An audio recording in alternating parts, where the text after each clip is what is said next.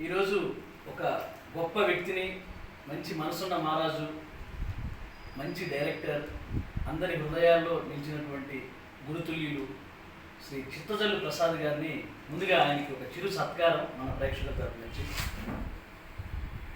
గురుగారు, చాలా చాలా సంతోషం. ఈరోజు మీరు మాకు ఈ ఇంటర్వ్యూ ఇస్తున్నందుకు మీ యొక్క కష్టాలు అన్నీ కూడా మా ప్రేక్షకులకు తెలియజేస్తారని చెప్పి మీకు మరొకసారి తెలియజేస్తాను. Thank you sir. Thank you.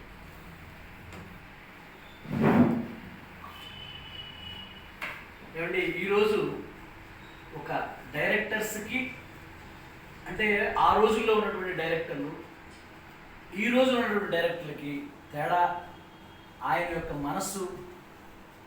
మహానుభావుడు మన చిత్తజల్లు ప్రసాద్ గారు అంటే ఆ జల్లు కళాకారుల మీద ఎవరి మీద అయితే పడుతుందో వాళ్ళు ఆ పుష్పాల్లాగా వికసించి ఆయన తయారు చేసినటువంటి పుష్పాలు కొన్ని ఈ సినీ ప్రపంచంలో ఇవాళ కొంతమంది కళాకారులు చాలా సినిమా